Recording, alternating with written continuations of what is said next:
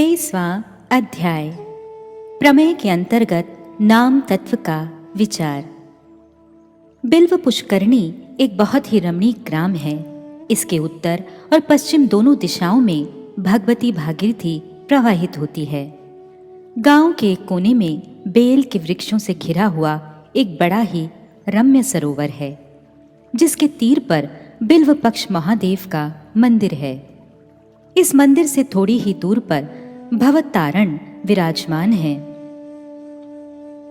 बिल्व पुष्करणी और ब्राह्मण पुष्करणी के बीच में सिमुलिया नामक गांव है। ये सभी गांव श्री नवद्वीप नगर के अंतर्गत हैं। बिल्व पुष्करणी गांव के बीचों बीच से एक बड़ा रास्ता चला गया है। इसी बड़े रास्ते के ऊपर ही उत्तर की ओर ब्रजनाथ का घर है। विजय कुमार अपनी बहन के यहाँ से विदा होकर कुछ दूर आने पर रास्ते में सोचने लगे कि श्री नाम तत्व को श्री बाबा जी के निकट जान करके ही घर लौटना ठीक रहेगा। ऐसा सोचकर वे बिल्व पुष्करणी लौट आए और बहन से बोले, मैं यहाँ और भी 2-1 दिन ठहर कर घर लौटूंगा। मामा के लौट आने से ब्रजनाथ को बड़ी प्रसन्नता हुई। दोनों चंडी मंडप में बैठकर दशमूल शिक्षा के संबंध में बातचीत करने लगे। अब तक सूर्यदेव अस्ताचल को जाने की तैयारी कर चुके थे। पक्षी समूह अपने अपने घोंसलों की ओर मुख किए हुए तीव्र गति से उड़ रहे थे। पशुओं के दल जल्दी जल्दी पैर बढ़ाते हुए अपने अपने घरों को लौट रहे थे। इसी समय श्री रामानुज संप्रदाय के 2 वैष्णव संत वहां पहुंचे और उन्होंने ब्रजनाथ के घर के सामने ही एक कटहल के वृक्ष के नीचे अपना आसन जमाया। इधर उधर से कुछ लकड़ियां इकट्ठी कर उन्होंने धूनी भी जला ली। उनके ललाट पर श्री संप्रदाय का तिलक सुशोभित हो रहा था। मुखमंडल पर अद्भुत शांति विराज रही थी। ब्रजनाथ की माता अतिथियों का बड़ा सत्कार करती थीं। अतिथियों को भूखा जानकर उन्होंने घर से नाना प्रकार की भोज सामग्रियां लेकर दोनों के सामने उपस्थित कर उनसे रसोई बनाकर भोजन करने के लिए अनुरोध किया। वे संतुष्ट होकर रोटी बनाने लगे। ब्रजनाथ और विजय कुमार दोनों वैष्णवों के शांत प्रशांत मुखमंडल देखकर उनके निकट चले आए। ब्रजनाथ और विजय कुमार के गले में तुलसी माला और शरीर में 12 तिलक देखकर दोनों वैष्णव संत बड़े प्रसन्न हुए और अपने कंबल को और भी चौड़ा बिछाकर उसके ऊपर उन्हें बड़े सम्मान से बिठाया। उनका परिचय प्राप्त करने के उद्देश्य से ब्रजनाथ ने पूछा, महाराज, आप लोग कहाँ से आ रहे हैं? दोनों में से एक बाबा जी ने उत्तर दिया, हम लोग अयोध्या जी से आ रहे हैं। हमारी बहुत दिनों से इच्छा हो रही थी कि श्री चैतन्य महाप्रभु की लीला भूमि श्री नवद्वीप धाम का दर्शन करें। आज हमारा परम सौभाग्य है कि हम भगवान की कृपा से श्री नवद्वीप धाम में पहुंच गए हैं। हम यहाँ पर कुछ दिन रहकर श्रीमन महाप्रभु की लीला स्थलियों का दर्शन करना चाहते हैं। ब्रजनाथ ने कहा, आप लोग नवद्वीप में ही पहुंच गए हैं। आज आप लोग यहीं विश्राम कर श्रीमन महाप्रभु जी का जन्म स्थान और श्रीवास आंगन का दर्शन करें। ब्रजनाथ की बात सुनकर वे दोनों वैष्णव बड़े आनंदित हुए और गीता का यह श्लोक पाठ करने लगे। यद गत्वा न निवर्तन्ते तद्धाम परमम मम। गीता 15:6। आज हमारा जीवन धन्य हुआ। सप्तपुरियों में प्रधान श्री माया तीर्थ का दर्शन कर हम धन्य हुए। तत्पश्चात अर्थ पंचक के संबंध में विचार हुआ। दोनों रामानुज वैष्णवों ने अर्थ पंचक के स्वस्वरूप, पर स्वरूप, उपाय स्वरूप, पुरुषार्थ स्वरूप और विरोधी स्वरूप, इन 5 विषयों के विचार प्रस्तुत किए। विजय कुमार उन विचारों को सुनकर तत्वत्रय के ऊपर नाना प्रकार से विचार करने लगे। कुछ देर तक विचार होने पर विजय कुमार बोले, आपके संप्रदाय में श्री नाम तत्व के संबंध में क्या सिद्धांत है? परंतु इस प्रश्न के उत्तर में उन दोनों वैष्णवों ने जो कुछ बतलाया उसे सुनकर ब्रजनाथ और विजय कुमार को तनिक भी सुख न हुआ। ब्रजनाथ ने कहा, मामा जी, मैंने बहुत ही विचार कर देखा है कि कृष्ण नाम ग्रहण करने के अतिरिक्त जीव के कल्याण का कोई दूसरा उपाय नहीं है। हमारे प्राणेश्वर श्री गौरांग महाप्रभु जी शुद्ध कृष्ण नाम का जगत में प्रचार करने के लिए ही इस माया तीर्थ में अवतीर्ण हुए थे। श्री गुरुदेव ने गत कल हमें जो उपदेश प्रदान किया था, उसमें उन्होंने कहा था कि समस्त प्रकार की भक्ति के अंगों में श्री नाम ही प्रधान है। उन्होंने ये भी कहा था कि नाम तत्व को पृथक रूप में समझ लेना। अतएव चलिए आज ही नाम तत्व को भली भांति समझ लें। संध्या हो गई, कुछ अंधेरा भी छा गया। श्रीवास आंगन में भगवान की संध्या आरती हो चुकी है। वैष्णवजन बकुल चबूतरे पर बैठे हैं। वृद्ध रघुनाथ दास बाबा जी भी वहीं उनके बीच में बैठकर तुलसी माला पर संख्या पूर्वक नाम कर रहे हैं। इसी समय ब्रजनाथ और विजय कुमार ने उनके चरणों में साष्टांग प्रणाम किया। बाबा जी महोदय ने उनका आलिंगन करते हुए कहा, तुम लोगों का भजन सुख बढ़ रहा है तो? विजय कुमार ने हाथ जोड़कर कहा, प्रभु आपकी कृपा से हमारा सब प्रकार से कल्याण है। कृपा कर आज हमें नाम तत्व का उपदेश प्रदान कीजिए। बाबा जी महाराज बड़े प्रसन्न हुए और बोले, भगवान नाम दो प्रकार के हैं, मुख्य नाम और गौण नाम। माइक गुण अवलंबन पूर्वक जगत सृष्टि संबंधी जो सब नाम प्रचलित हैं, वे सभी गौण अर्थात गुण संबंधी हैं। सृष्टिकर्ता, जगतपाता, विश्वनियंता, विश्वपालक, परमात्मा आदि बहुत से नाम गौण हैं। इनके अतिरिक्त ब्रह्म आदि नाम भी गौण नाम के अंतर्गत हैं। इन गौण नामों का फल अत्यंत अधिक होने पर भी इनके द्वारा चित फल सहसा उदित नहीं होता। माइक काल और देश के अतीत चित जगत में जो नाम नित्य वर्तमान है, वे नाम समूह चिन्मय और मुख्य हैं। नारायण, वासुदेव, जनार्दन, ऋषिकेश, हरि, अच्युत, गोविंद, गोपाल, राम आदि मुख्य नाम हैं। ये नाम भगवत धाम में भगवत स्वरूप के साथ एक होकर वर्तमान हैं। जड़ जगत में महासौभाग्यशाली पुरुषों की जिह्वा पर ये नाम भक्ति द्वारा आकृष्ट होकर नृत्य करते हैं। नाम के साथ माइक जगत का कुछ भी संबंध नहीं है। नाम में स्वभावतः भगवत स्वरूप की सारी शक्तियां विद्यमान होती हैं, इसलिए नाम भी सर्वशक्ति संपन्न है। वे माइक जगत में अवतीर्ण होकर माया को ध्वंस करने में प्रवृत्त होते हैं। इस माइक संसार में हरि नाम के अतिरिक्त जीवों का कोई दूसरा बंधु नहीं है। बृहद नारदीय पुराण में हरि नाम को ही एकमात्र गति बतलाया गया है। हरेर नामेव नामेव नामेव मम जीवनम कलो नास्त्येव नास्त्येव नास्त्येव गतिरन्यथा। बृहद नारदीय पुराण 38:126। अर्थात सतयुग में ध्यान, त्रेता में यज्ञ, द्वापर में अर्चन की प्रधानता होती है, परंतु कलयुग में हरिनाम ही मेरा जीवन है, हरिनाम ही मेरा जीवन है, हरिनाम ही मेरा जीवन है। कलयुग में नाम के अतिरिक्त जीव की कोई दूसरी गति नहीं, दूसरी गति नहीं, दूसरी गति नहीं है। 3 बार उक्ति द्वारा कलयुग में दूसरे साधनों की निरर्थकता दिखलाई गई है। नाम की शक्तियां अनंत हैं। पातकों का ध्वंस करने में हरिनाम की बड़ी अद्भुत शक्ति है। हरिनाम क्षण भर में समस्त प्रकार के पातकों को जला डालते हैं। अवेशन अपि यन्नाम्नि कीर्तते सर्वपातकैः पुमान् विमुच्यते सद्यः सिंहत्रस्तैर मृगैरिव। गरुड़ पुराण 1:232-12। अर्थात जो व्यक्ति अनजान में भी श्री नारायण का कीर्तन करता है, वह तत्क्षण समस्त प्रकार के पापों से छुटकारा पा लेता है। हरिनाम कीर्तन करने से पापी व्यक्ति पाप के हाथों से ठीक उसी प्रकार से छुटकारा पा लेता है जैसे मृग एक भयानक सिंह के हाथ से छुटकारा पा ले। नाम आश्रित व्यक्ति के सारे दुख श्री नाम द्वारा दूर हो जाते हैं। नाम से सर्व प्रकार के रोग भी दूर हो जाते हैं।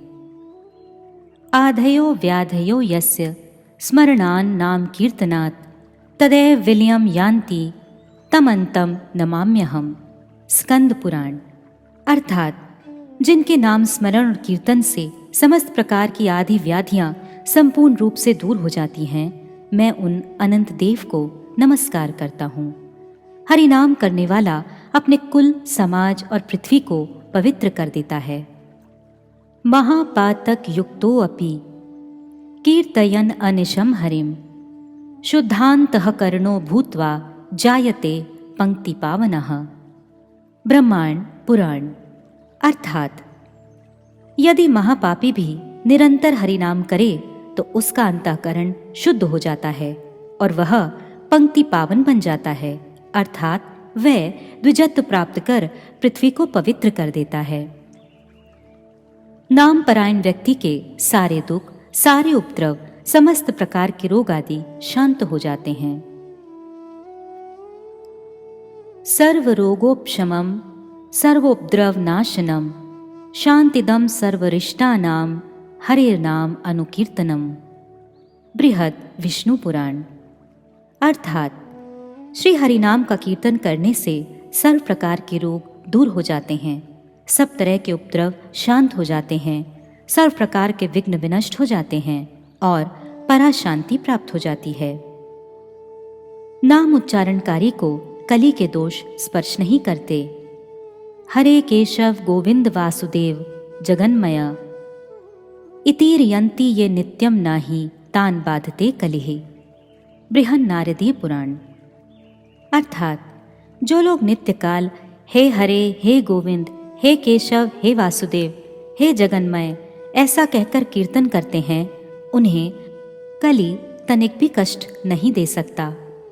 नाम श्रवण करने के साथ ही नारकी का उद्धार हो जाता है।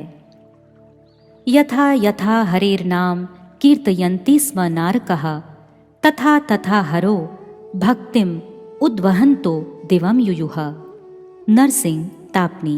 अर्थात अतिशय नारकी व्यक्ति भी जहाँ जहाँ श्री हरि का नाम कीर्तन करते हैं, वे उन स्थानों में ही हरि के प्रति भक्ति प्राप्त कर दिव्य धाम में गमन करते हैं।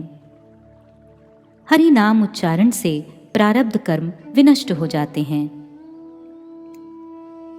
यन्नाम ध्येयं म्रियमाण आतुरः पतन स्खलन वा विविशो गृणन पुमान विमुक्त कर्मार्गल उत्तमाम गतिम प्राप्नोति यक्षन्ति न तम कलो जनाः। श्रीमद् भागवत 12:3-44। अर्थात मनुष्य मरने के समय आतुरता की स्थिति में अथवा गिरते या फिसलते समय विवश होकर भी यदि भगवान के किसी एक नाम का उच्चारण कर ले तो उसके सारे कर्म बंधन छिन्न भिन्न हो जाते हैं और उसे उत्तम से उत्तम गति प्राप्त होती है। परंतु हाय रे कलयुग, कलयुग से प्रभावित होकर लोग उन भगवान की आराधना से भी विमुख हो जाते हैं। हरिनाम कीर्तन की महिमा वेद पाठ से बढ़कर है। माँ ऋचो माँ यजुस्तात माँ साम पठ किंचन गोविंदेति हरेर नाम गेयम गायस्व नित्यशः। स्कंद पुराण। अर्थात ऋक्, साम और यजु आदि वेदों के पठन पाठन की कोई आवश्यकता नहीं, केवल श्री हरि का गोविंद नाम ही संकीर्तन करने योग्य है। तुम निरंतर यही करना। हरि नाम सभी तीर्थों से बढ़कर है। तीर्थ कोटि सहस्त्राणि तीर्थ कोटि शतानि च तानि सर्वाण्य अवाप्नोति विष्णोर नामनि कीर्तनात्।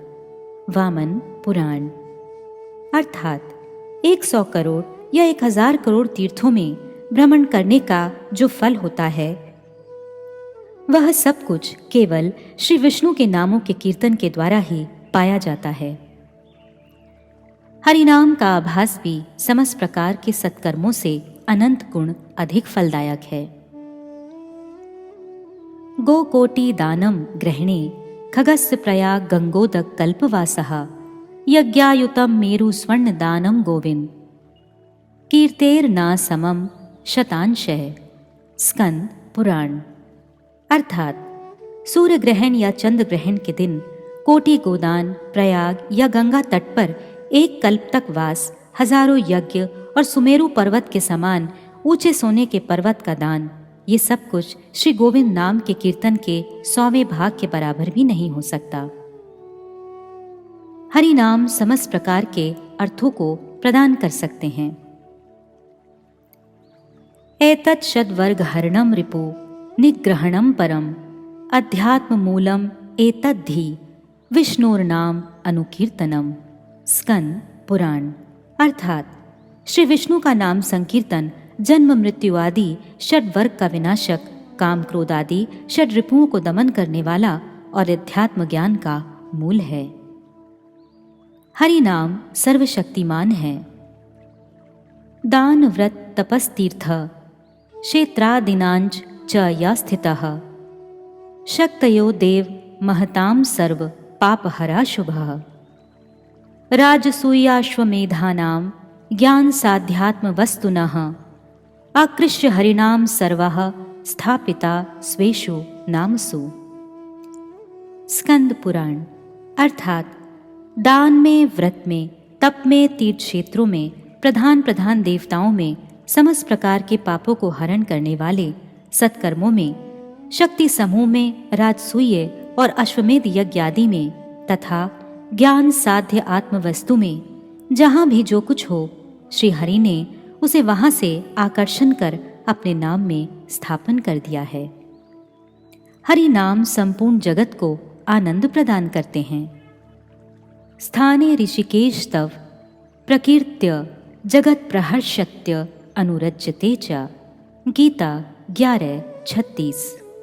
अर्थात हे ऋषिकेश, आपके यश कीर्तन को सुनकर जगत अत्यंत हर्षित और अनुराग को प्राप्त हो रहा है। नाम उच्चारणकारी को नाम जगत पूज्य बना देते हैं। नारायण जगन्नाथ वासुदेव जनार्दन इति रियंति ये नित्यम ते वै सर्वत्र वंदितः। श्री बृहन्नारदीय पुराण। अर्थात जो लोग निरंतर हे नारायण, हे जगन्नाथ, हे वासुदेव, हे जनार्दन इस प्रकार कीर्तन करते हैं, वे सर्वत्र पूजित होते हैं। नाम ही अगतियों के एकमात्र गति है। अनन्य गत्यो मर्तया भोगिनो अपि परंतपः ज्ञान वैराग्य रहिता ब्रह्मचर्य आदि वर्जितः सर्वधर्मो जिज्जितः विष्णोर्नाम मात्र एक जल्पकः सुखेन याम गतिम यान्तिम न ताम सर्वो अपि धार्मिकः। पद्म पुराण। अर्थात जिनकी कोई दूसरी गति नहीं है, जो भोगी है, दूसरों को पीड़ा पहुंचाते हैं, ज्ञान और वैराग्य से रहित हैं, ब्रह्मचर्य वर्जित हैं और जो समस्त धर्मों के बाहर हैं, वे केवल विष्णु का नाम कीर्तन कर जो गति प्राप्त करते हैं, उस गति को सारे धार्मिक जन एक साथ मिलकर भी प्राप्त नहीं कर पाते। हरि नाम सदा सर्वदा और सभी अवस्थाओं में किया जा सकता है। ना देश नियमस्तस्मिन् ना काल नियमस्तथा नोच्छिष्टादो निषेधो अस्ति श्री हरि नामनि लुप्त कहा। विष्णु धर्मोत्तर। अर्थात हे नाम लोभित, भगवान नाम कीर्तन में देश और काल का कोई नियम नहीं है तथा उच्छिष्ट मुख से अथवा किसी भी अशुचि अवस्था में इसका निषेध नहीं है। अर्थात कोई भी व्यक्ति पवित्र और अपवित्र समस्त अवस्थाओं में हरि नाम कीर्तन कर सकता है।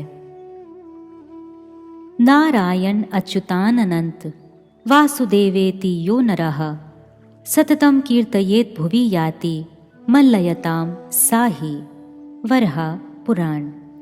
अर्थात जो मनुष्य नारायण, अच्युत, वासुदेव इन नामों का निरंतर कीर्तन करता हुआ पृथ्वी पर विचरण करता है, वह मेरे साथ एक लोक में गमन करता है। किम करिष्यति सांख्येन किम योगेर नरनायक मुक्तिम इच्छसि राजेंद्र कुरु गोविंद कीर्तनम। गरुड़ पुराण। अर्थात हे राजेंद्र, यदि आप मुक्त होना चाहते हैं तो आप श्री गोविंद का नाम कीर्तन कीजिए। हे नरश्रेष्ठ, सांख्य या योग से कुछ भी नहीं होने का, ये क्या कर सकते हैं? हरि नाम जीव को वैकुंठ लोक की प्राप्ति करा देते हैं। सर्वत्र सर्वकालेषु ये अपि कुर्वन्ति पातकम नाम संकीर्तनम कृत्वा यान्ति विष्णोः परम पदम। नंदी पुराण, अर्थात जो सर्वत्र और सर्वदा पाप कार्य करते हैं वे भी नाम संकीर्तन कर विष्णु का परम पद प्राप्त कर लेते हैं। हरि नाम भगवान को प्रसन्न कराने के लिए सर्वोत्तम है। नाम संकीर्तनम विष्णुः शुत्रिष्ट प्रपीडितादिषु करोति सततम विप्रास्तस्य प्रीतो हि अधोक्षजः। बृहन नारदीय पुराण, अर्थात हे विप्रगण, भूख और प्यास से अत्यंत पीड़ित होने पर भी जो निरंतर विष्णु का नाम संकीर्तन करते हैं उनके प्रति अधोक्षज विष्णु अत्यंत प्रसन्न रहते हैं। हरि नाम भगवान को वशीभूत करने में समर्थ है। ऋणम में तत्प्रवृद्धम में हृदयान नाप सरपति यद गोविंदेति चुक्रोश कृष्णा माम दूरवासिनम। महाभारत, अर्थात बहुत ही दूर रहने के कारण द्रौपदी ने मुझे जोर से हे गोविंद कहकर पुकारा था। उसकी कातर पुकार का मुझ पर बहुत बड़ा ऋण हो गया जो आज भी मेरे हृदय से उतर नहीं रहा है। हरि नाम जीव के परम पुरुषार्थ हैं।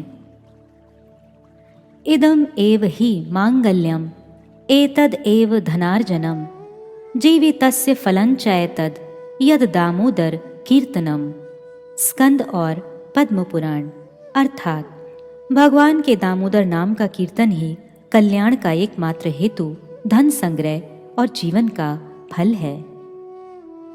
हरि नाम कीर्तन सब प्रकार के भक्ति साधनों में श्रेष्ठ है। अगचित स्मरणम विष्णोर भवयासेन साध्यते ओष्ठ स्पंदन मात्रेण कीर्तनम तु ततो वरम। वैष्णव चिंतामणि, अर्थात विष्णु के स्मरण से बड़े परिश्रम से पाप विनष्ट होते हैं, परंतु उनके नाम कीर्तन द्वारा वे पाप अति सहज ही नष्ट हो जाते हैं। भगवान नाम ओष्ठ स्पंदन मात्र से ही कीर्तन हो पड़ता है, जो स्मरण से अतिशय श्रेष्ठ है।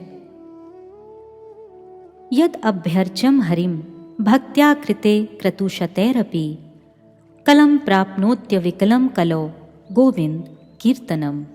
विष्णु रहस्य, अर्थात सतयुग में श्रद्धा पूर्वक सैकड़ों यज्ञ आदि के द्वारा जो फल लाभ होता है, कली काल में श्री गोविंद के नाम कीर्तन द्वारा वे समस्त फल पाए जा सकते हैं। कृते यध्यायतो विष्णु त्रैतायाम यजतो मुखे द्वापरे परिचर्यायाम कलो तद हरि कीर्तनात्।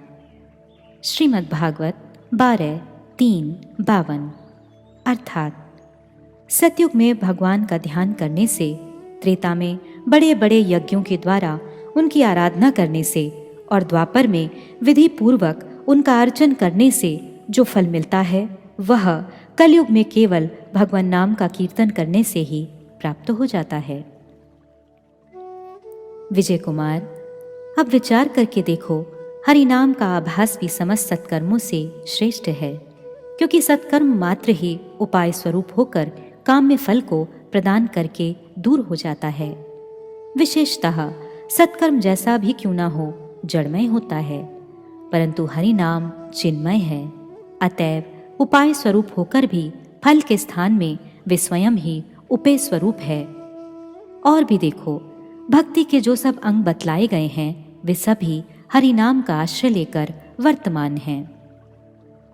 विजय, प्रभो, हरि नाम पूर्ण चिन्मय है, ये मुझे अच्छी तरह से विश्वास हो गया है। फिर भी नाम तत्व के संबंध में शंका रहित होने के लिए ये समझना आवश्यक है कि अक्षरात्मक नाम चिन्मय कैसे हो सकते हैं। अतः आप कृपया इस विषय को स्पष्ट करें।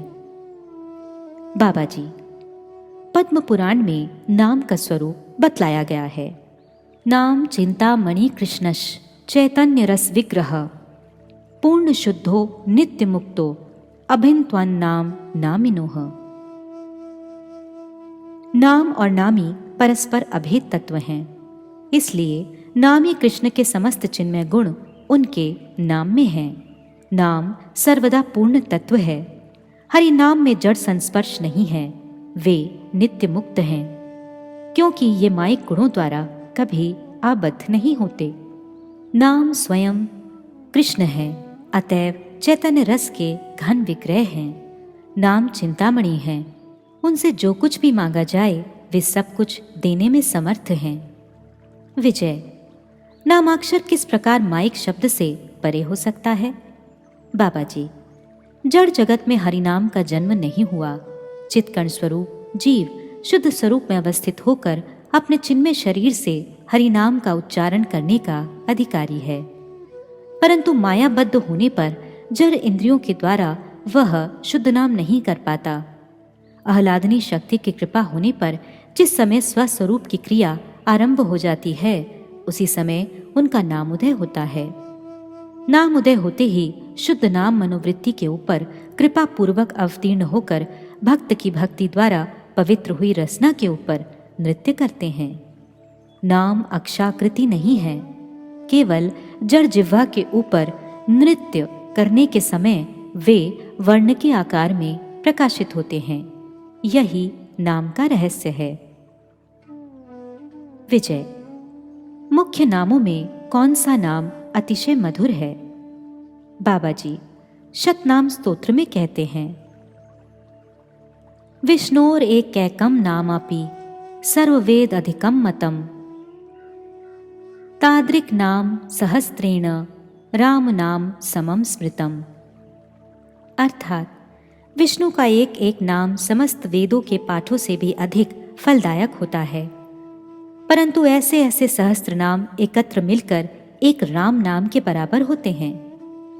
पुनः ब्रह्मांड पुराण में भी कहते हैं, सहस्त्र नाम नाम पुण्यानाम त्रिर आवृत्या तु यत् फलम, एक आवृत्या तु कृष्णस्य नाम एकम तत्प्रयच्छति। अर्थात विष्णु के पवित्र सहस्त्र नामों के 3 बार उच्चारण का जो फल होता है, कृष्ण नाम एक बार उच्चारण से ही वही फल दिया करते हैं। तात्पर्य यह है कि एक राम नाम 1000 विष्णु नाम के बराबर है और 3000 विष्णु नाम अर्थात 3 राम नाम एक कृष्ण नाम के बराबर हैं। 3 बार राम नाम का फल वही होता है जो एक बार कृष्ण नाम करने से होता है। कृष्ण नाम ही सर्वोत्तम नाम है, इसलिए हमारे प्राणनाथ श्री गौरांग सुंदर ने जिस हरे कृष्ण इत्यादि नाम की शिक्षा दी है, उसी नाम को निरंतर लेते रहो। विजय, हरिनाम साधन की पद्धति क्या है? बाबा जी, तुलसी की माला या उसके अभाव में हाथ पर संख्या ठीक रखकर अपराधों से दूर रहकर निरंतर हरिनाम करना चाहिए। शुद्ध नाम होने के नाम के फल प्रेम की प्राप्ति होती है। संख्या रखने का तात्पर्य यह है कि साधक यह समझ सके कि उसका नाम अनुशीलन बढ़ रहा है या घट रहा है। तुलसी हरि को अत्यंत प्रिय है, अतः उनके स्पर्श से नाम का अधिक फल अनुभव किया जाता है। नाम करने के समय कृष्ण के स्वरूप और नाम में अभेद बुद्धि रखकर नाम करना चाहिए। विजय, प्रभु, साधन अंग 9 या 64 प्रकार के होते हैं, फिर नाम रूपी केवल एक अंग ही निरंतर होने से दूसरे साधनों के लिए समय कैसे निकाला जाए? बाबा जी, यह कोई कठिन बात नहीं। 64 प्रकार के भक्ति अंग नवदा भक्ति के अंतर्गत हैं। श्री मूर्ति का अर्चन हो अथवा निर्जन में नाम का साधन हो, भक्ति के 9 प्रकार के अंगों का सभी जगह अनुशीलन किया जा सकता है।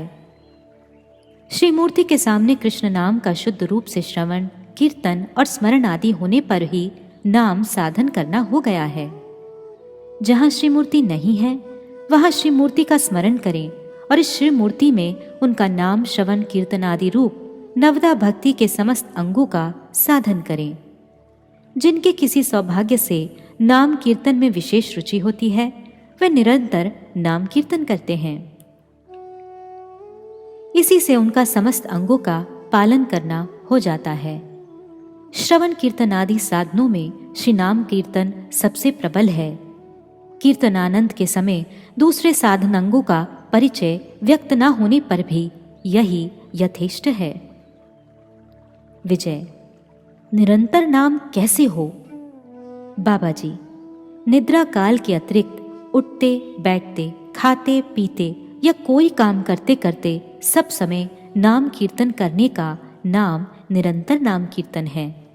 नाम साधन में देश काल अवस्था या शुचि अशुचि संबंधी कोई निषेध नहीं है।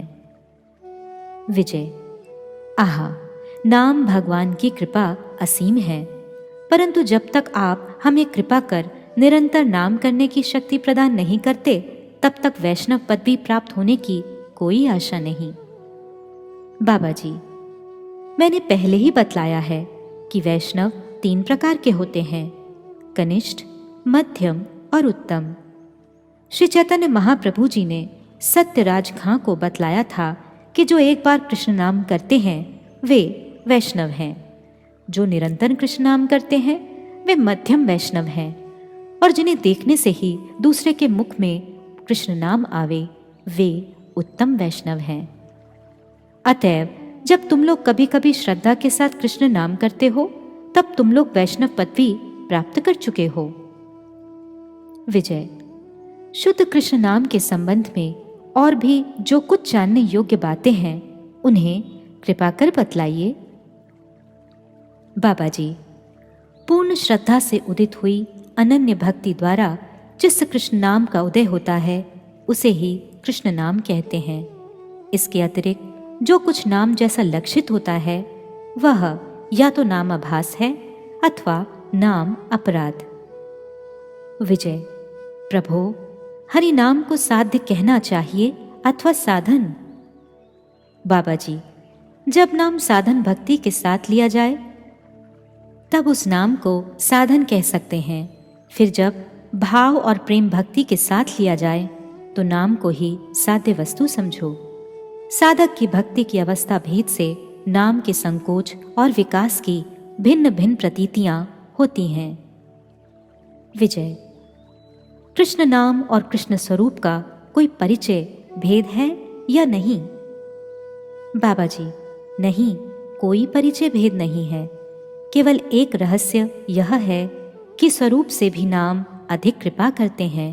स्वरूप के प्रति जो अपराध होता है उसे स्वरूप कभी क्षमा नहीं करते, परंतु कृष्ण नाम स्वरूप के प्रति हुए अपराध तथा अपने प्रति हुए अपराध दोनों को क्षमा करते हैं।